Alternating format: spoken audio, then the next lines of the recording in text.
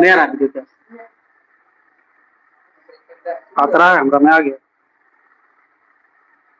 ठीक है देखो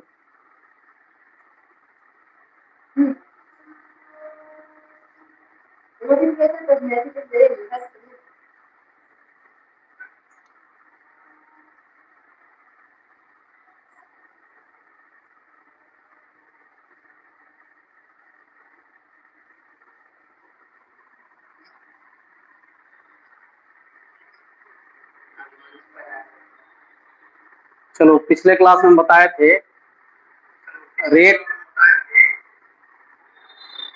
कांस्टेंट पर टेम्परेचर का इफेक्ट, जिसमें फॉर्मूला था log K2 बटे K1 बराबर EA बटे 2.303 R इंटू 1 बटे T1 माइनस 1 बटे T2। इसी फॉर्मूला पर आज न्यूमेरिकल बनना है। किताब निकालिए आप लोग।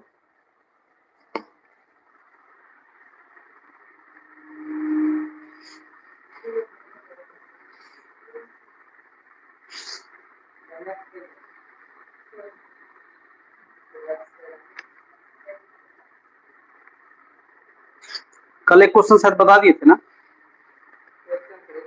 कल एगो बताए हैं शायद।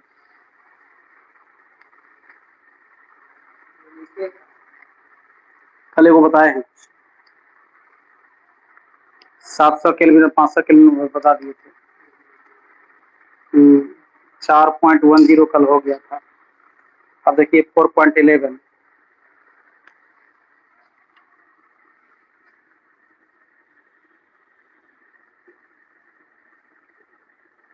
4.11 केमिकल कैंडिस का चैप्टर है। क्वेश्चन है कि 600 केल्विन ताप पर 600 केल्विन ताप पर इथाइल एथिल आयोडाइड के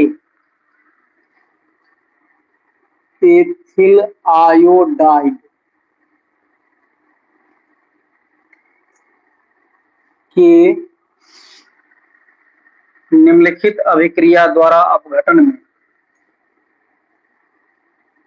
निम्नलिखित अभिक्रिया द्वारा अपघटन में निम्नलिखित अभिक्रिया द्वारा अपघटन में प्रथम वेग स्थिरांक, प्रथम कोटि वेग स्थिरांक, प्रथम कोटि वेग स्थिरांक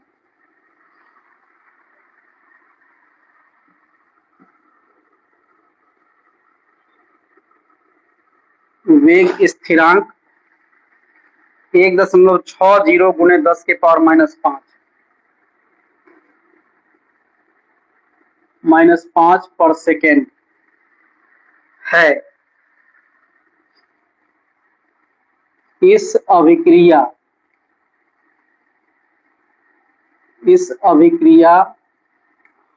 की सक्रियण ऊर्जा 209 किलो जूल पर मोल है।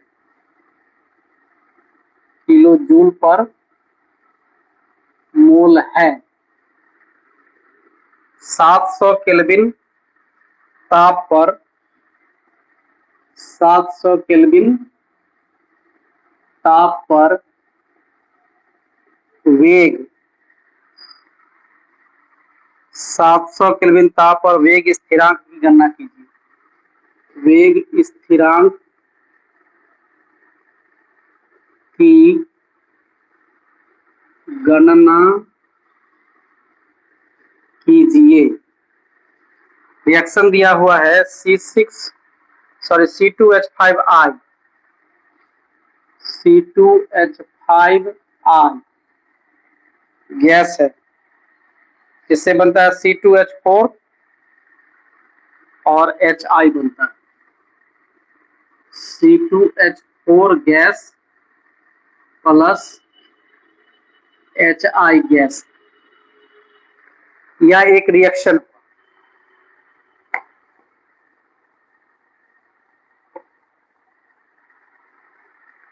यह एक रिएक्शन है और ये भी रिएक्शन पता है कि प्रथम कोटि का है, ठीक है। ये भी पता है कि शुरू में टेम्परेचर है 600 केल्विन, ठीक है। इथाइल आयोडाइड दिया हुआ है, इसका नाम है इथाइल आयोडाइड। अभिक्रिया द्वारा अपघटन में प्रथम कोटि वेग स्थिरांक मालूम है, मतलब इस टेम्परेचर पर ये हमको वेग स्थिरांक मालूम है। इस अभिक्रिया का सक्रियण ऊर्जा हमको दिया हुआ है। तब पूछता है कि 700 केल्विन पर वेग स्थिरांक क्या होगा। मतलब क्या कि एक टेम्परेचर पर दर स्थिरांक दिया हुआ है, दूसरे टेम्परेचर पर दर स्थिरांक पूछता है और साथ में हमको सक्रियण ऊर्जा दिया हुआ है। तो सबसे पहला काम है हमारा कि जो रिएक्शन में दिया हुआ है उसको लिखना।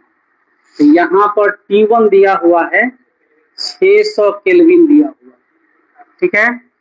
K1 दिया हुआ है 1.60 गुने 10 की पावर -5 पर सेकेंड। सक्रियण ऊर्जा दिया हुआ है, मतलब EA का मान दिया हुआ है 209 किलो जूल और पर मोल है। ध्यान रहे EA आपको दिया रहेगा किलो जूल, लेकिन हमको चाहिए जूल। तो इसको क्या करेंगे 209 है ना पर 3 जीरो बैठा देंगे, तो ये हो जाएगा जूल पर मोल, ठीक। जब कभी भी आपको यहाँ पर सक्रियण ऊर्जा दिया रहेगा, अगर किलो जूल में है तो उसको जूल में आप बदल दीजिए, नहीं बदलिएगा आंसर में डिफरेंस आ जाएगा, ठीक है। इसके बाद आपको T2 का मान दिया हुआ है 700 केल्विन और K2 का मान आपको पूछ रहा है, यही क्वेश्चन, ये क्वेश्चन हुआ और इसको हम डेटा को बदल लिए सैंपल। अब क्या है कि हम फॉर्मूला लगाएंगे। फॉर्मूला हमारा है log K2 बट्टे K1 बराबर है EA बट्टे 2.303 R, इसके बाद है 1 बट्टे T1 और माइनस है 1 बट्टे T2, ये फॉर्मूला है। तो लॉग का लॉग हो गया, K2 और K1 रहने दीजिए, डालने से कोई फायदा नहीं है अभी, तो K2 K1 वैसे रहने दीजिए। EA का मान बैठाएंगे 209 पर 3 जीरो और बट्टी हो गया 2.303 और गुने हो गया 8.314। याद रहे इसमें R का मान जब भी लेंगे तो 8.314 ही लेंगे, फिक्स है। हाँ, T1 का मान हो गया 600 और T2 का मान हो गया 700, ठीक है। अब देखिए, अब देखो ये ज्यों का त्यों उतर गया, लॉग K2 बट्टे K1, इसलिए कि मान देने से कोई फायदा नहीं, सब लिखना ही पड़ेगा, तो कम लिखेंगे तो ज्यादा फायदा रहेगा। अब 209,000, अब इसको गुना करना है 2.303 को 8.314 से, कोई दिक्कत नहीं। अब इसको गुना करना है 2.303 को 8.314 से, तो ये हो गया 19.147 है, तो 15 मान, ये हो गया 19.15 हो गया, गुना हो गया। अब आओ यहाँ पर 600 और 700 का एलसीएम कितना हो, 4200। 600 में से 2 जीरो कट गया, 6 सत्ते 42 होगा, तो यहाँ 7 हो गया, डबल जीरो से डबल जीरो कटा, 7 छक 42, तो यहाँ 6 हो गया। चलो अब ये हो गया लॉग K2 बट्टे हो गया K1 बराबर,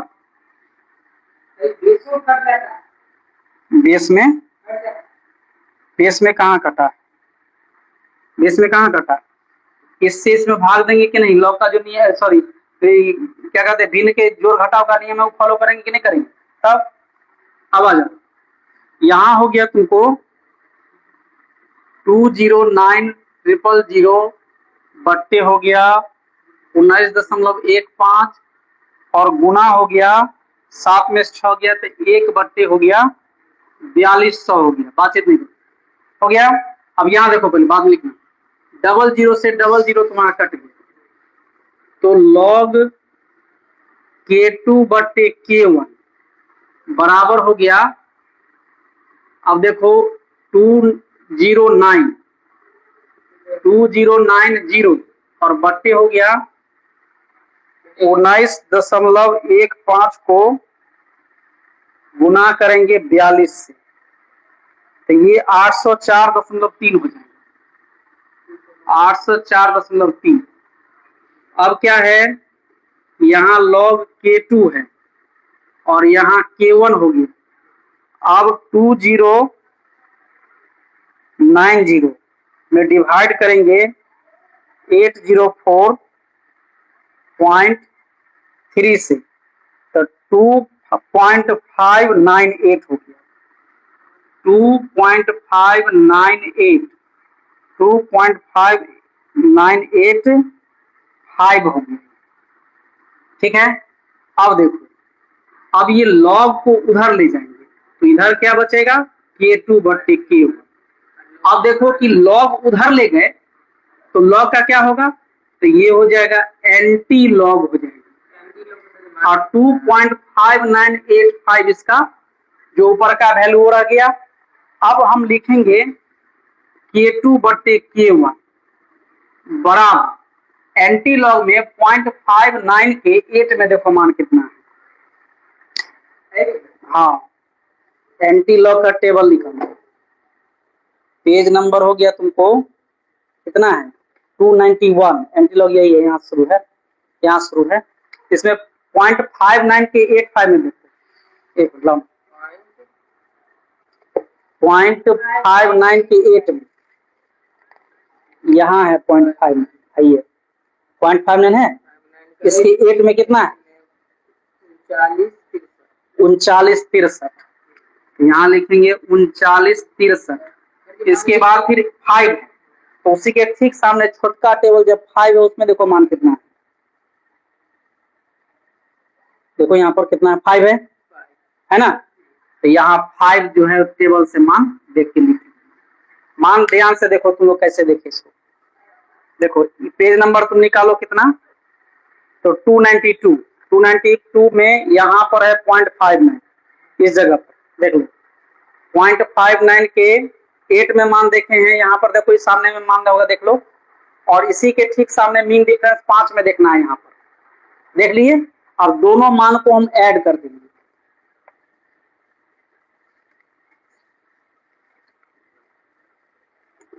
अब देखो दोनों मान को ऐड करेंगे तो क्या होगा, यहां पर तक K2 बट्टे K1 हो जाएगा और ये हो गया कितना 5 3 8 तो 3968 हो गया। अब एंटी लॉग के नियम से चलो, एंटी लॉग का नियम क्या कहता है कि पहला अंक के बाद दशमलव दीजिए, ये नियम एंटी लॉग का नियम है कि पहला अंक के बाद दशमलव दीजिए, गुना लिखिए और 10 लिखिए, पावर में उतना ही लिखिए जितना कि आपको एंटी लॉग में दशमलव से पहले है। तो दशमलव से पहले कितना 2 है तो ये पावर 2 हो गया।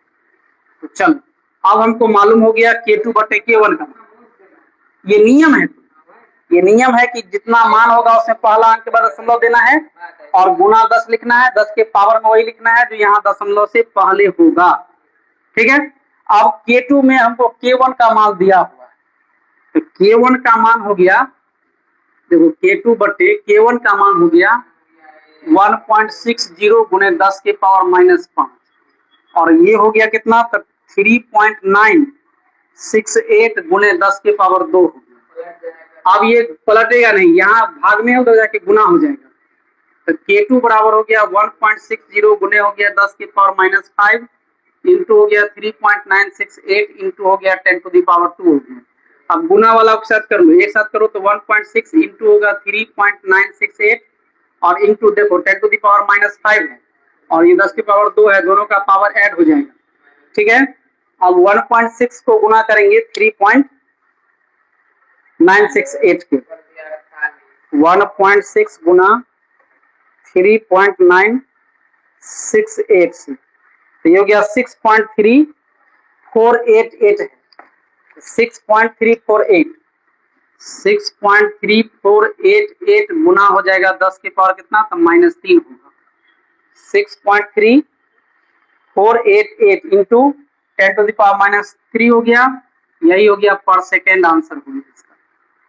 जल्दी से नोट करो।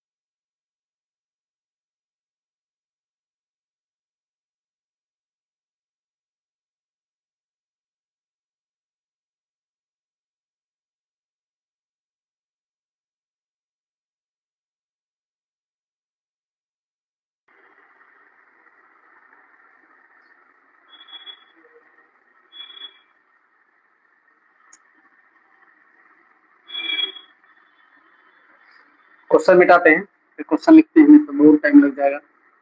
सिलेबस खत्म भी करना है और तैयारी भी कराना है, बहुत काम। छोड़ छाड़ के पढ़ाना हमसे होता ही नहीं, इससे दिक्कत है। पूरा जब तक पढ़ाएंगे नहीं तब तक होगा नहीं। यहाँ तो लोगों को पता ही नहीं है कि सिलेबस क्या है और कितना पढ़ा रहे हैं, इसलिए कोई भी खड़ा होता है स्टेज पर और बोलता है कि खत्म हो गया, बच्चा को इसमें मजा आता है। देखो 4.7 क्वेश्चन जो है पाठनीति का पेज नंबर 119 में, वो क्वेश्चन है कि ताप पर वेग स्थिरांक का क्या प्रभाव पड़ेगा। तो ताप पर वेग स्थिरांक का जो प्रभाव है वो आपको पूरा आरएनएस इक्वेशन को एक्सप्लेन करके लिखना है, और लास्ट तक जो फॉर्मूला निकाले थे log K2/K1 बराबर ये वाला फॉर्मूला वहां तक निकालना है, इसका आंसर हो जाएगा। ये थ्योरेटिकल क्वेश्चन है, न्यूमेरिकल नहीं है। न्यूमेरिकल है 4.8 में। पाठनीति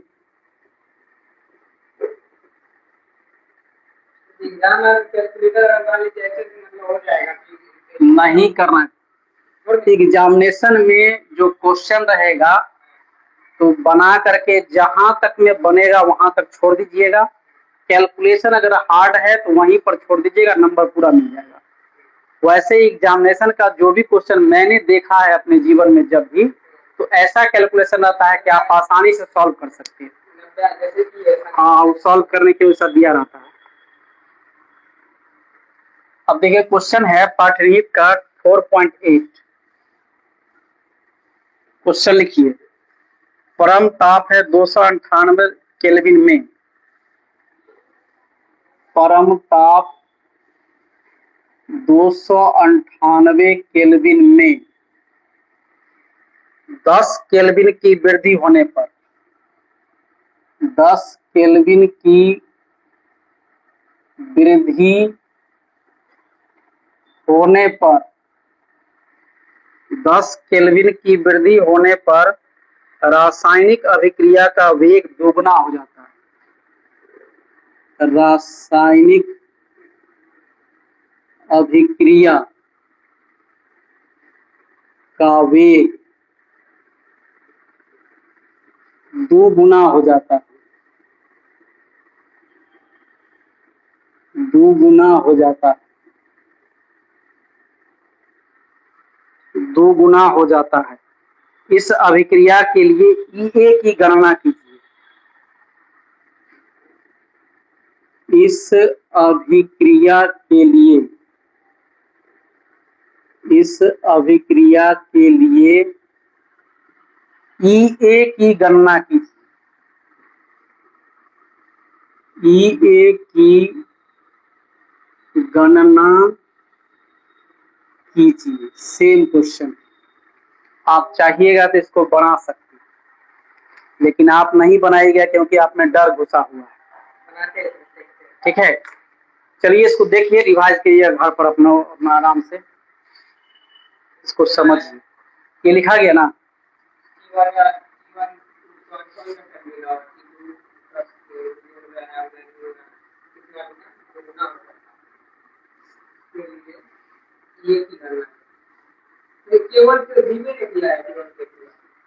कैसे ने दिया? दुगुना दे दिया तो दे न दिया।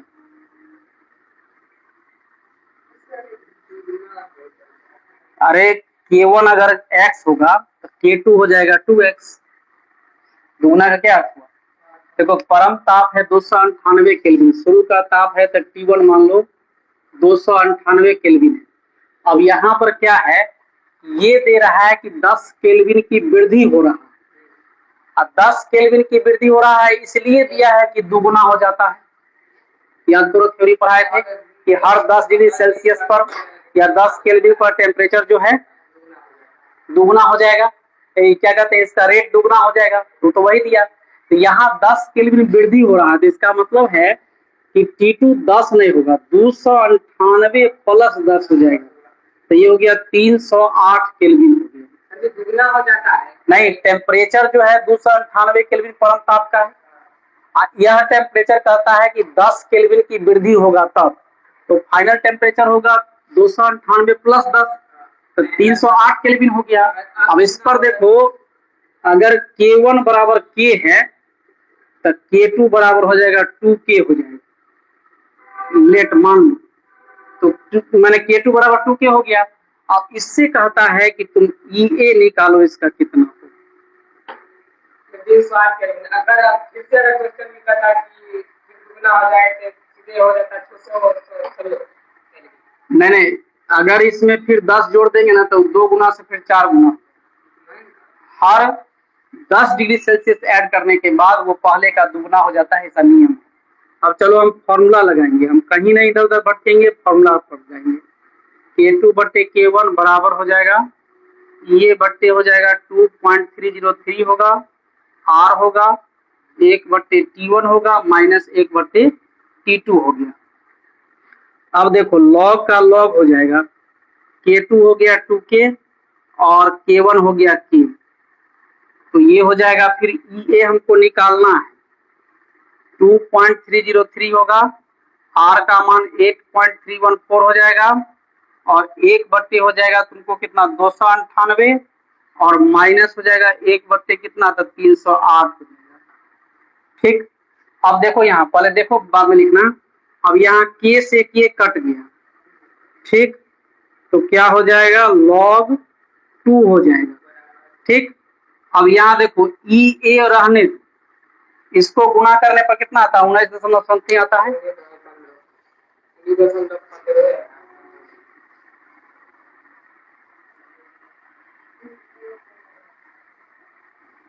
2.303 गुना 8.314, 19.15 आता है, मान 1 4 7 है तो 7 हटेगा 5 मान लो ना, तो 19 दशमलव हो गया 15 हो गया। अब यहाँ बताओ कि 298 और 308 का लघुत्तम कितना होगा। 298 और 308, 2 से काटोगे तो 2 1 2, 2 चौके 8, 2 में 18, 2 से 2 1 2, 2 पंचे 10, 2 दूनी और 2 चौके 8। अब कितना से कटेगा, 5 से कहाँ, 3 से कटेगा, 3 चौका 12, 29 नहीं है कटेगा, 3 से भी नहीं कटेगा, 11 से कटेगा नहीं है कटेगा, 7 से कटेगा 7 से 7 गुणी तो नहीं कटेगा, तो ये हो गया कितना, ये हो गया तुमको, ये हो गया 2 गुना 149 और गुना हो गया 114। ठीक, अब देखो यहाँ पर, यहाँ ध्यान दो। अब क्या है कि 298 से अगर भाग देंगे तो दोनों कट जाएगा, नहीं कटेगा, बचेगा 154 माइनस। अब 308 से भाग देंगे तो 154 और 2 कट जाएगा, बचेगा 149। चलो, अब ये हो गया। log 2 का मान जानते हैं, याद होगा 0.3010। यहाँ ए हो गया, बट्टे हो गया 19.15, गुना हो गया, घटाओ 14 में से 9 गया तो 5, सब कैंसिल हो गया, बट्टा हो गया 2 गुने 149 गुने 154। ठीक है, अब आ जाओ, अब आ जाओ यहाँ देखो ध्यान से। अगर हम ये निकालते तो ये गुना में है, तो ये नीचे आ जाएगा भाग, ये दोनों ये सब भाग में है तो आ जाएगा गुना में। तो ये बराबर डायरेक्ट अगर हम करें तो बराबर हो जाएगा कितना, 0.3010 गुना हो जाएगा 19.15, गुना हो जाएगा 2 गुने 149 गुने हो गया 154। ठीक है, हो गया इतना। न्यूमेरिकल बनाने लगोगे तब मजा आने लगेगा। और यहाँ मास्टर सब न्यूमेरिकल पढ़ाता है तो हल्का हल्का पढ़ा दिया, हाँ ऊपर ऊपर पढ़ा दिया, और विद्यार्थी को वास्तविकता से भेंट होने ही नहीं देता। और विद्यार्थी भी आजकल का मॉडर्न हो गया है। ठीक है, कैलकुलेशन करेंगे ना भाई, काहे के लिए आपको काम दिया, काम दिया गया है। अब इसको गुना करिए आप, 0.3010 गुना हो गया 19.15, गुना हो गया आपको 2, फिर गुना हो गया 149, अल्लाह नहीं करो, और फिर गुना हो गया 154। ठीक है, तो ये हो जाएगा 264 528, ये हो गया 264 528.3718 है, 37 मान लो, 0.37, और बट्टे हो गया 5। अब इसमें 5 से भाग देंगे, और इसमें 5 से भाग देंगे तो आएगा कितना, ये आएगा 52, इसके बाद 905, पॉइंट आएगा 67, कितना आ गया, याद रखेंगे ये जो निकलेगा ये जूल पर मोल में निकलेगा, और आपको आंसर देना है किलो में, तो 1000 से भाग दीजिए, 52905.67, इसमें 1000 से जैसे ही भाग देंगे तो यहाँ आएगा किलो जूल पर मोल हो जाएगा, इकाई हो जाएगा।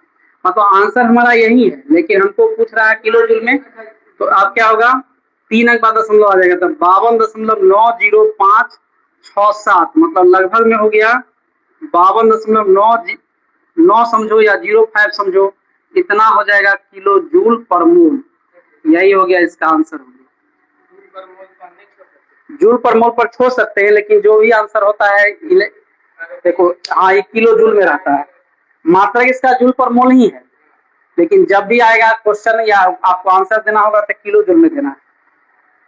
इस सब दिन का परंपरा है, इसमें आपको चेंज नहीं करना होगा। जल्दी लिखिए।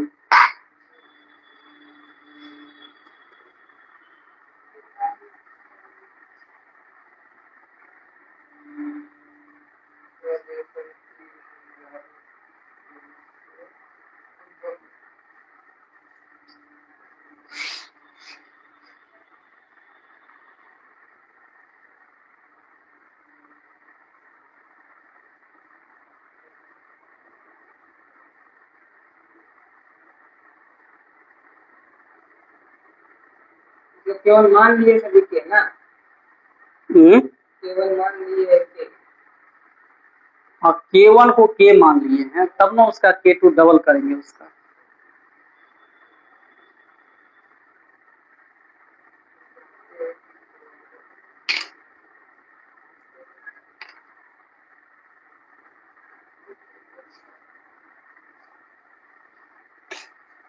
लगी बता रहा है